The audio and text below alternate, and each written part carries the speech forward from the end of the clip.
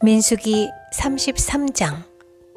이스라엘 자손이 모세와 아론의 지휘를 받아 부대를 편성하여 이집트에서 나와서 행군한 경로는 다음과 같다. 모세는 주님의 명에 따라 머물렀다가 떠난 출발지를 기록하였다. 머물렀다가 떠난 출발지는 다음과 같다. 이스라엘 자손이 라암셋을 떠난 것은 첫째 달 15일, 곧 6월절 다음 날이었다. 그들은 모든 이집트 사람이 훤히 보는 앞에서 팔을 휘저으며 당당하게 행군하여 나왔다. 그때의 이집트 사람은 주님께서 쳐 죽이신 자기들의 맏아들의 장례를 치르고 있었다. 주님께서는 이집트 사람이 섬기는 신들에게도 큰 벌을 내리셨다. 이스라엘 자손은 라암셋을 떠나 숫곳에 이르러 진을 쳤다. 숫곳을 떠나서는 광야가 시작되는 에담에 이르러 진을 쳤다. 에담을 떠나서는 비하 히롯으로 돌아갔다. 바알수본의 동쪽으로 가서 믹돌 부근에 이르러 진을 쳤다. 비하 히롯을 떠나서는 바다 한가운데를 지나 광야로 빠졌다. 에담 광야에서는 사흘길을 들어가서 마라에 이르러 진을 쳤다. 마라를 떠나서는 엘림으로 갔다. 거기에는 샘이 12곳이나 있고 종려나무가 70그루나 있어서 거기에 진을 쳤다. 엘림을 떠나서는 홍해 부근에 이르러 진을 쳤다. 홍해 부근을 떠나서는 신광야에 이르러 진을 쳤다. 신광야를 떠나서는 돕가에 이르러 진을 쳤다. 돕가를 떠나서는 알루스에 이르러 진을 쳤다. 알루스를 떠나서는 르비딤에 이르러 진을 쳤다. 그러나 거기에는 백성이 마실 물이 없었다. 르비딤을 떠나서는 신의 광야에 이르러 진을 쳤다. 신의 광야를 떠나서는 기브롯 핫다아와에 이르러 진을 쳤다. 기브롯 핫다아와를 떠나서는 하세롯에 이르러 진을 쳤다. 하세롯을 떠나서는 린마에 이르러 진을 쳤다. 린마를 떠나서는 림몬 베레스에 이르러 진을 쳤다. 림몬 베레스를 떠나서는 림나에 이르러 진을 쳤다.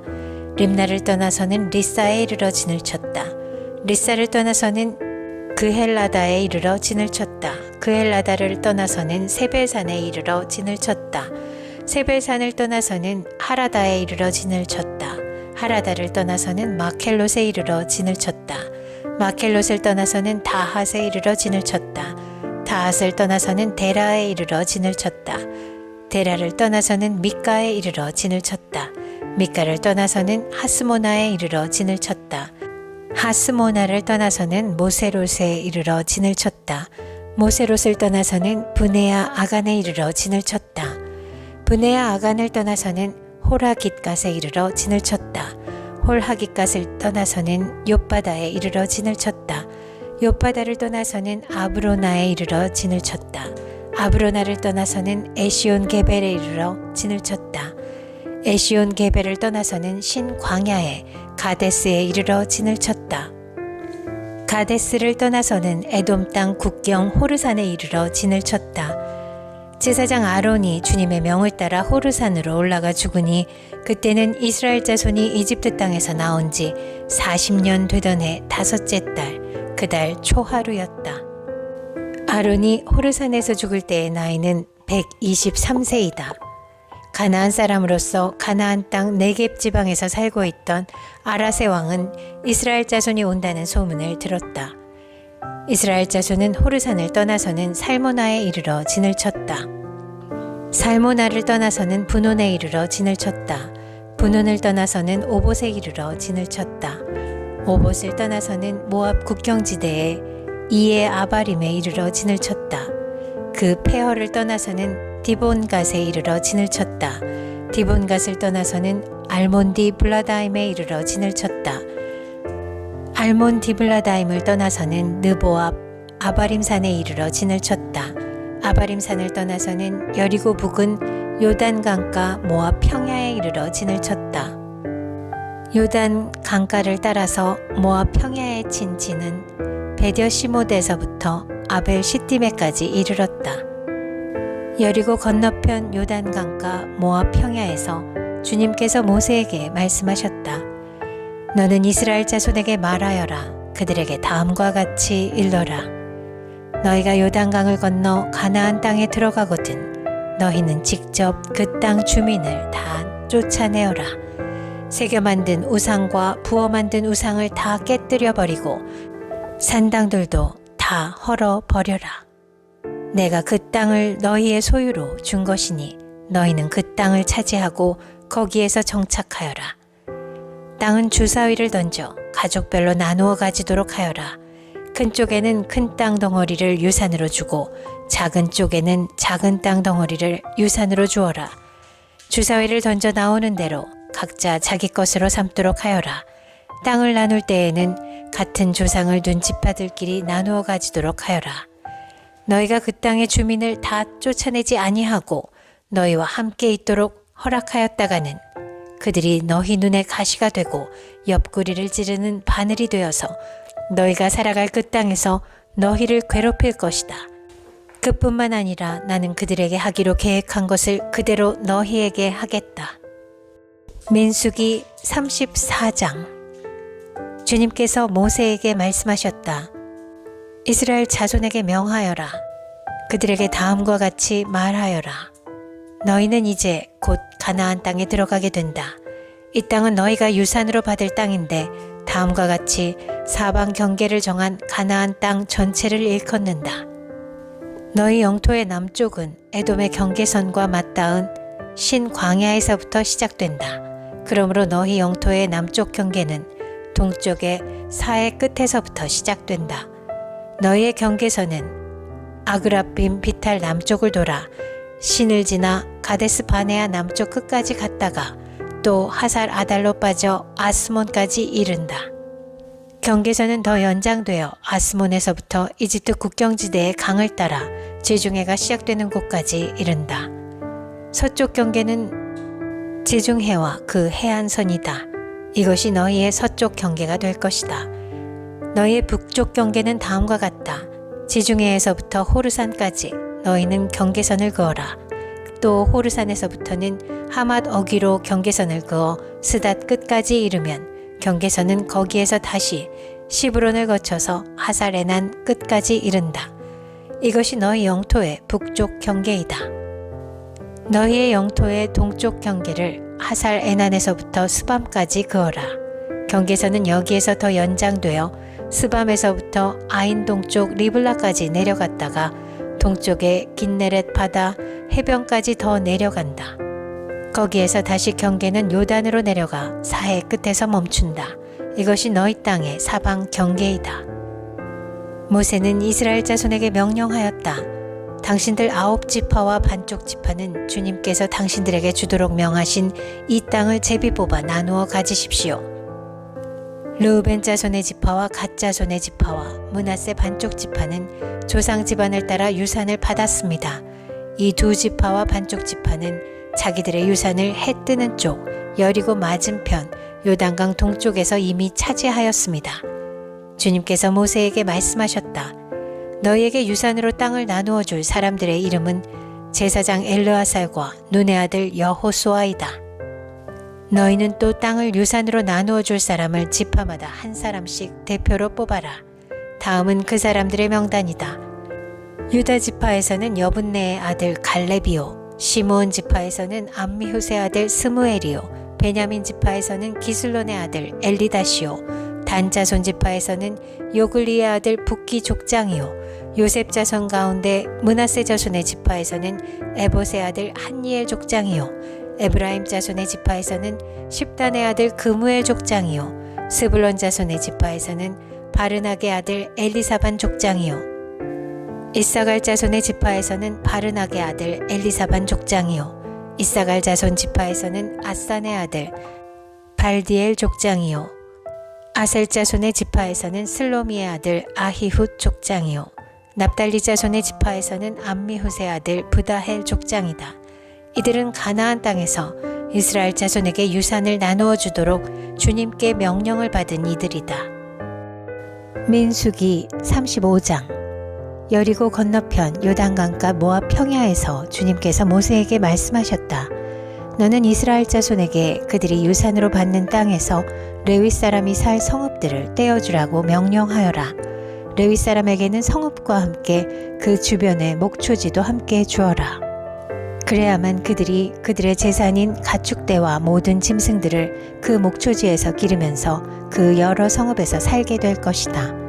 너희가 레위 사람에게 줄 성읍 둘레의 목초지의 범위는 각 성에 다같이 성벽 둘레로부터 2,000자까지의 지역이어야 한다.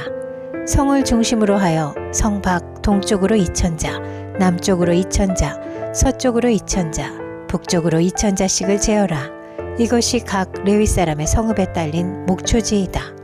너희가 레위 사람에게 줄 성읍들 가운데서 6은 도피성으로 만들어서 사람을 죽인 자가 그리로 도피할 수 있게 하고 이 밖에 별도로 레위 사람에게 42 성읍을 주어라. 너희는 레위 사람에게 모두 48 성읍과 거기에 딸린 목초지를 주어야 한다. 이스라엘 자손이 가지고 있는 땅을 떼어서 그것을 레위 사람에게 줄 때에는 각 지파들이 받은 몫의 비율대로 떼어내도록 하여라. 많이 가진 지파에서는 많은 성읍을 떼어내고 적게 가진 지파에서는 적게 떼어내어라. 주님께서 모세에게 말씀하셨다. 너는 이스라엘 자손에게 말하여라. 그들에게 다음과 같이 일러라.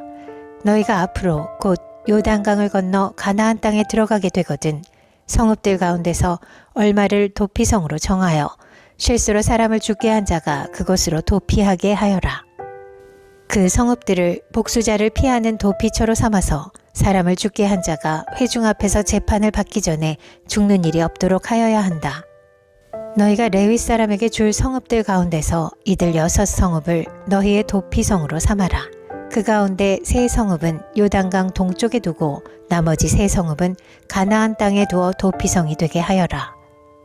이들 6성읍은 이스라엘 자손은 물론이려니와 외국인이나 너희와 함께 사는 본토인이면 누구든지 실수로 사람을 죽게 한 자가 도피하는 곳이 될 것이다.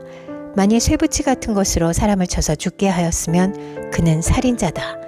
그러한 살인자는 반드시 죽여야 한다. 사람을 죽일 만한 돌을 들고 있다가 그것으로 사람을 쳐서 죽게 하였으면 그는 살인자이다. 그러한 살인자는 반드시 죽여야 한다. 만일 사람을 죽일 만한 나무 연장을 들고 있다가 그것으로 사람을 쳐서 죽게 하였으면 그는 살인자이다. 그러한 살인자는 반드시 죽여야 한다. 이러한 경우에 그 살인자를 죽일 사람은 피해자의 피를 보복할 친족이다. 그는 그 살인자를 만나는 대로 죽일 수 있다. 미워하기 때문에 밀쳐서 죽게 하거나 몰래 숨어 있다가 무엇을 던져서 죽게 하거나 원한이 있어서 주먹으로 쳐서 사람을 죽게 하였으면 그는 살인자이다. 그러한 살인자는 반드시 죽여야 한다. 피를 보복할 친족은 어디서 그를 만나든지 그를 죽일 수 있다. 그러나 아무런 원한도 없이 사람을 밀치거나 몰래 숨어 있다가 무엇을 던지거나 한 것이 아니고 잘못 보고 굴린 돌이 사람에게 맞아 그를 죽게 하였으면 그 가해자가 피해자의 원수가 아니고 더욱이 그를 해칠 의사가 전혀 없었던 것이므로 회중은 이러한 규례에 따라서 그 가해자와 피를 보복할 친족 사이를 판단해야 한다. 회중은 그 살인 혐의를 받은 사람이 피를 보복할 피해자의 친족에게서 보복을 당하지 않도록 그 살인 혐의자를 그가 도피한 도피성으로 돌려보내야 한다. 그리고 그는 거룩한 기름을 부어 성직에 임명된 대제사장이 죽을 때까지 거기에 머물러야 한다. 도피성으로 피한 그 살인자가 도피성의 경계 밖으로 나아갔을 때에 마침 피를 보복할 친척이 그를 알아보고 도피성의 경계 밖에서 죽였으면 그 친척에게는 아무런 살인죄도 적용되지 않는다. 살인자는 반드시 대제사장이 죽을 때까지 도피성에 머물러 있어야 하고 대제사장이 죽은 다음에야 비로소 자기 소유지가 있는 땅으로 돌아갈 수 있다. 위에서 말한 율례는 너희가 어디에 가서 살든지 자자손손 모든 세대에 적용되는 율례이다. 누구든지 사람을 죽인 사람은 살인자이므로 반드시 죽여야 한다. 그러나 거기에는 증인들이 있어야 한다. 오직 한 증인의 증언만으로는 어느 누구도 죽이지 못한다. 살인죄를 지었을 때에는 살인범에게서 속전을 받고 목숨을 살려주어서는 안 된다. 그는 반드시 죽여야 한다. 대제사장이 죽기 전에는 도피성으로 피한 사람에게 속전을 받고 그를 제 땅으로 돌려보내어 살게 해서는 안 된다. 너희가 사는 땅을 더럽히지 말아라. 피가 땅에 떨어지면 땅이 더러워진다. 피가 떨어진 땅은 피를 흘리게 한 그 살해자의 피가 아니고서는 깨끗하게 되지 않는다. 너희가 사는 땅, 곧 내가 머물러 있는 이 땅을 더럽히지 말아라.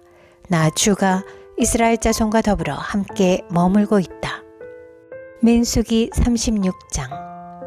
요셉 자손 가문 가운데 므낫세의 손자이자 마길의 아들인 길르앗 자손 가문이 있는데 바로 길르앗 자손에 속한 각 가문의 우두머리들이 나서서 모세와 이스라엘 자손의 지도자들인 각 가문의 우두머리 앞에 나와서 이렇게 말하였다. 이 땅을 제비 뽑아 이스라엘 자손에게 분배하여 유산을 삼게 하라고 주님께서 어른께 명하셨을 때에 주님께서는 어른께 우리의 친족 스로브핫의 토지 유산을 그의 딸들에게 주라고 명하셨습니다. 그러나 그 딸들이 이스라엘 자손의 다른 지파 남자들과 결혼할 때에는 그 딸들이 받은 유산은 우리 조상 대대로 물려온 유산에서 떨어져 나가 그 딸들이 시집간 그 지파의 유산이 될 것입니다. 그렇게 된다면 우리 지파의 몫으로 분배된 유산의 일부를 우리는 잃고 맙니다. 이스라엘 자손이 누리는 희년이 되어도 그 딸들이 물려받은 유산은 그 딸들의 시집 지파의 유산에 합쳐질 것이므로 결국 우리는 조상 대대로 물려받은 지파 유산에서 그만큼의 유산을 잃는 것입니다. 주님의 명을 받들어 모세가 이스라엘 자손에게 명령하였다. 요셉 자손 지파의 말이 옳소. 주님께서는 슬로브핫 딸들의 경우를 두고 이렇게 명하셨소. 그 딸들은 자기들의 마음에 드는 남자가 있으면 누구하고든지 결혼할 수는 있소. 그러나 그들이 속한 조상 지파의 가족에게만 시집갈 수 있소. 이스라엘 자손의 지파 유산이 이 지파에서 저 지파로 옮겨지는 일이 없어야 이스라엘 자손이 제각기 자기 조상으로부터 물려받은 지파의 유산을 그대로 간직할 수 있을 것이요. 이스라엘 자손의 지파 가운데서 유산을 받은 딸들은 누구나 자기 조상 지파의 가족에게로 시집가야 하오. 그래야만 이스라엘 자손이 지파마다 조상으로부터 물려받은 유산을 간직할 수 있을 것이요. 지파의 유산이 한 지파에서 다른 지파로 옮겨지는 일이 없어야 이스라엘 자손 각 지파가 제각기 물려받은 유산을 그대로 간직할 수 있을 것이요.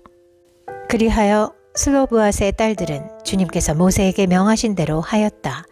슬로브핫의 딸들 곧 말라와 디르사와 호글라와 밀가와 노아는 모두 자기 사촌 오라버니들과 결혼하였다.